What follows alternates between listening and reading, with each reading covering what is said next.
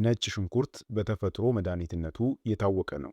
ነገር ግን ነጭ ሽንኩርትን ከወተት ጋር ቀቅላችሁ ስትጠጡት የሚኖረውን አስደናቂ የጤና በረከት ሰምታችሁ ታውቃላችሁ? ይህ መጠጥ የነጭ ሽንኩርት ወተት ወይንም ጋርሊክ ሚልክ በመባል የሚታወቅ ሲሆን ለልብ ህመም፣ ለመገጣጠሚያ እብጠት፣ ለአተነፋፈስ ችግርና ለሌሎችም በርካታ ህመሞች ፍቱን መፍትሄ ነው።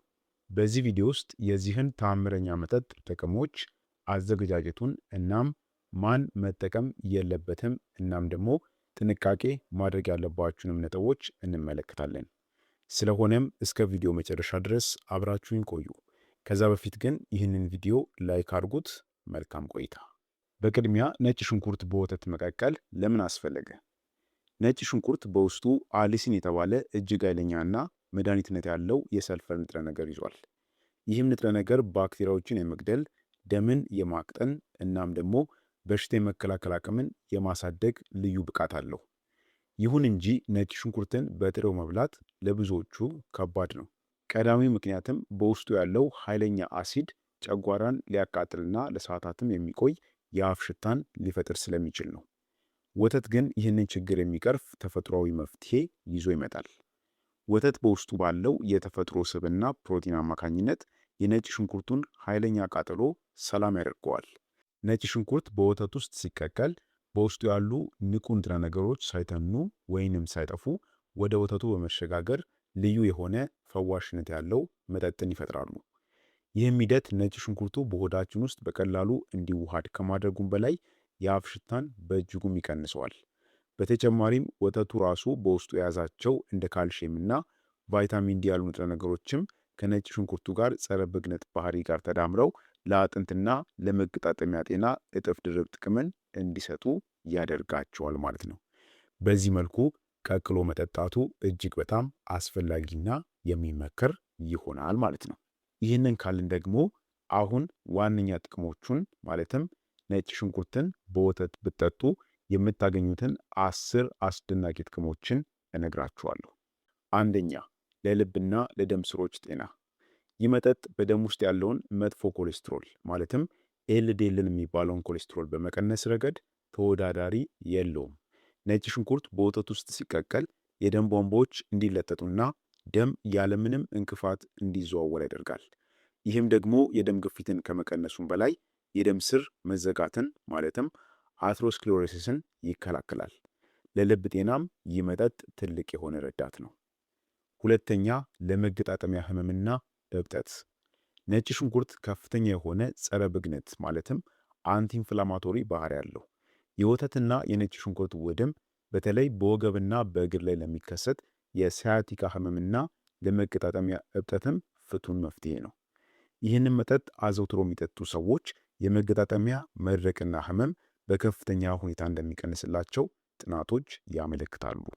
ሶስተኛ፣ ለአተነፋፈስ ስርዓትና ለሳምባ ጤና።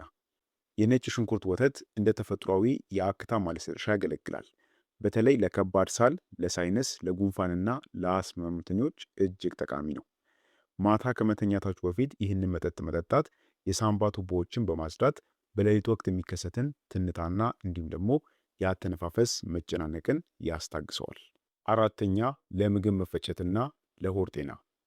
ይህ መጠጥ በሆድ ውስጥ ያሉ ጎጂ ባክቴሪያዎችንና ጥገኛ ትላትሎችን የማጥፋት ልዩ ብቃት አለው። ነጭ ሽንኩርት የወተቱን መፈጨት ሲያፋጠን፣ ወተቱ ደግሞ ነጭ ሽንኩርቱ ጨጓራን እንዳያቃጥለው ይከላከላል። ይህም የሆድ መነፋትን፣ ጋዝና ድርቀትንም ለመከላከል ይረዳል። አምስተኛ፣ የሰውነት በሽታ የመከላከል አቅምን ማጠናከር። ነጭ ሽንኩርት በተፈጥሮ እንደ ተፈጥሯዊ አንቲባዮቲክ ነው የሚታየው። በውስጡ ያለው አሊሲን የተባለው ንጥረ ነገር በሽታ አምጪ ተዋሲያንን የማጥፋት ከፍተኛ ብቃት አለው። ከወተት ጋር ተቀቅሎ ሲወሰድ ሰውነታችን ነጭ የደም ሕዋሳትን እንዲያመርት ያነቃቀዋል። እነዚህ ሕዋሳት ደግሞ ወደ ሰውነታችን የሚገቡ ቫይረሶችና ባክቴሪያዎችን የሚዋጉ የሰውነታችን ወታደሮች ናቸው። በተለይ ወቅታዊ የጉንፋን በሽታዎች በሚበዙበት ጊዜ ይህንን መጠጥ መጠጣት ሰውነታችን ሳይታመም እንዲቆይ ወይንም ደግሞ ከታመመ ደግሞ በፍጥነት እንዲያገግም ትልቅ ጉልበትን ይሰጠዋል።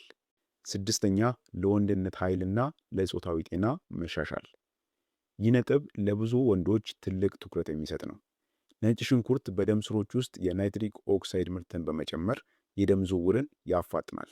ደም ወደ ብልት አካባቢ በሚገባ እንዲፈስ በማድረግ የብልት መቆም ችግርን ለመቅረፍ ይረዳል። በተጨማሪም በወተት ውስጥ ያሉት ማዕድናትም ከነጭ ሽንኩርቱ ጋር ሲዋሃዱ የወንድ ዘር ፍሬ ማለትም የስፐርም ጥራትና ብዛት እንዲጨምር ያግዛሉ። ይህ መጠጥ ያለምንም የጎንዮሽ ጉዳት የወንድነት ኃይልን የሚያድስ ተፈጥሯዊ የቤት ውስጥ መፍትሄ ነው። ሰባተኛ፣ ለተስተካከለና ጥልቅ ለሆነ እንቅልፍ። ብዙዎቻችን ማታ አልጋ ላይ ተኝተን እንቅልፍ ይዘገይብናል ወይም ደግሞ እንቅልፋችን እየተቆራረጠ ያስቸግረናል። ወተት በውስጡ ትራይፕቶፋን የተባለ አሚኖ አሲድ ይዟል። ይህም ንጥረ ነገር አእምሮ እንዲረጋጋና ሴራቶኒን የተባለውን የመረጋጋት ሆርሞን እንዲያመርት ይረዳል። ነጭ ሽንኩርት ደግሞ የሰውነትን ውጥረት የመቀነስ ከፍተኛ ባህሪ አለው። ሁለቱ ተቀላቅለው ማታ ከመኝታ በፊት ሲወሰዱ የነርቭ ስርዓታችን እንዲያርፍ በማድረግ ያለምንም መቆራረጥ ጥልቅ የሆነ እንቅልፍን እንድንተኛ ይረዱናል። ስምንተኛ፣ ለጉበት ጤናና ለሰውነት ጽዳት። ጉበት በሰውነታችን ውስጥ ያሉ መርዛማ ነገሮችን የማጣራት ከባድ ስራ ይሰራል።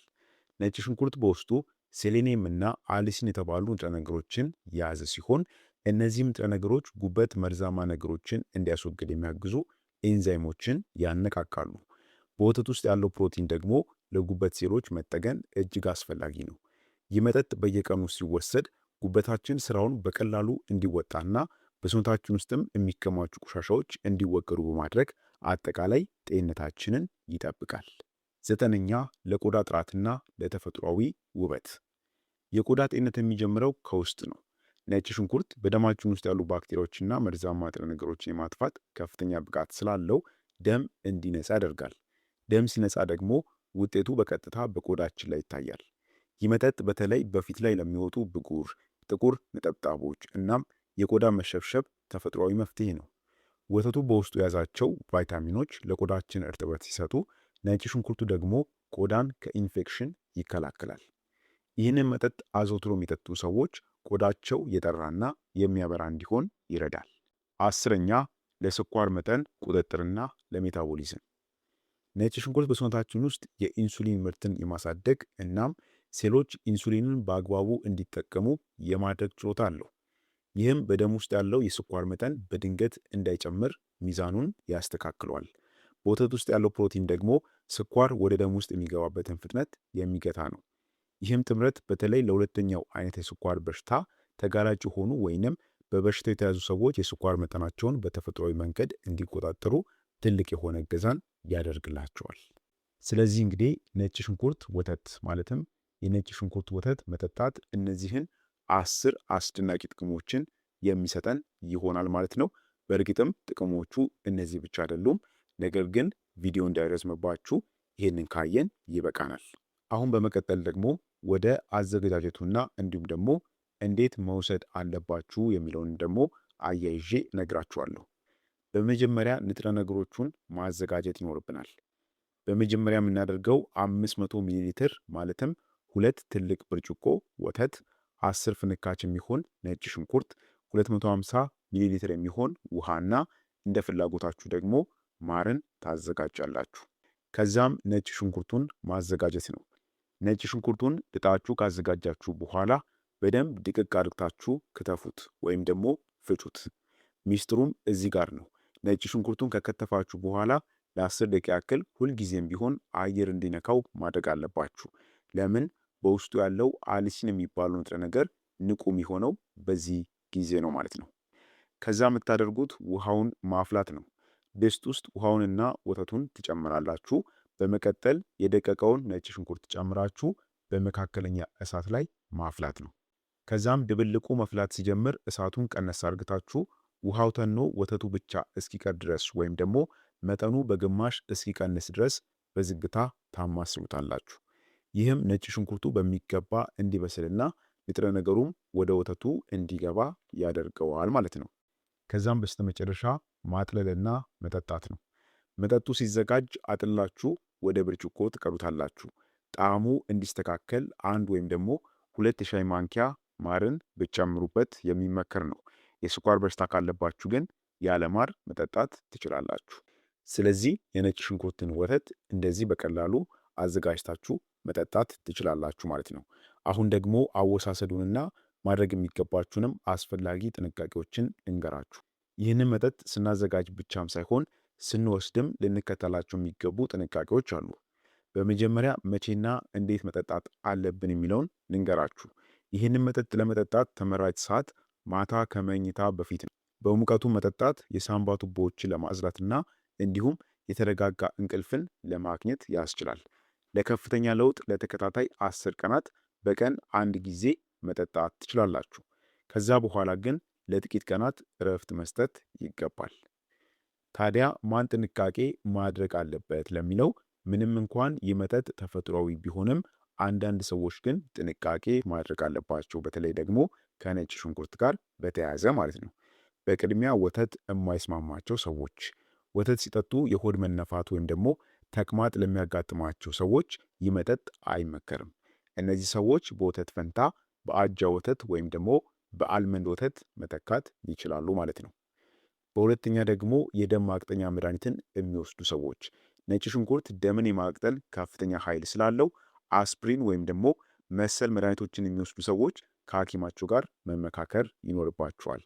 በሶስተኛ ቀዶ ጥገና በፊት ያሉ ሰዎች፣ ማንኛውም አይነት ከቀዶ ጥገና ካለባችሁ ከ2 ሳምንታት በፊት ነጭ ሽንኩርትን መጠቀም ማቆም አለባችሁ። ሌላው ደግሞ ህፃናት፣ እድሜያቸው ከ5 ዓመት በታች ለሆኑ ህፃናት ከመስጠታችሁ በፊት የህፃናት ሐኪምን ማማከር ይኖርባችኋል ማለት ነው። ስለዚህ እነዚህ ሰዎች ከሆናችሁ ጥንቃቄ ልታደርጉ ይገባል ማለት ነው። ስለሆነም የዛሬው መረጃችን ይህን ይመስል ነበር። ተፈጥሮ የታደለችንን ይህንን ቀላል ግን ደግሞ ተአምረኛ መጠጥ በቤታችሁ አዘጋጅታችሁ መጠቀም ጤናችሁን ጠብቁ። ጤና ከሁሉም ይበልጣል። ይህ መረጃ ለሌሎች ወገኖቻችሁ እንዲደርስ ሼር ማድረጋችሁን አትርሱ። ቪዲዮንም ከወደዳችሁት ላይክ አድርጉት። ለጤናችሁ የሚጠቅሙ መሰል መረጃዎችን ለማግኘት ደግሞ ቻናሉን ሰብስክራይብ አድርጉ። ጥያቄ ካላችሁ ወይም ደግሞ ሞክራችሁት ያያችሁትም ለውጥ ካለ ኮሜንት ላይ አሳውቁኝ። ለዛሬ በዚህ ብቃን። በቀጣይ በሌላ አስተማሪ በሆነ የጤና ትምህርት እስከምንገናኝ በጤና ቆዩልኝ። ቸር ሰንብቱ።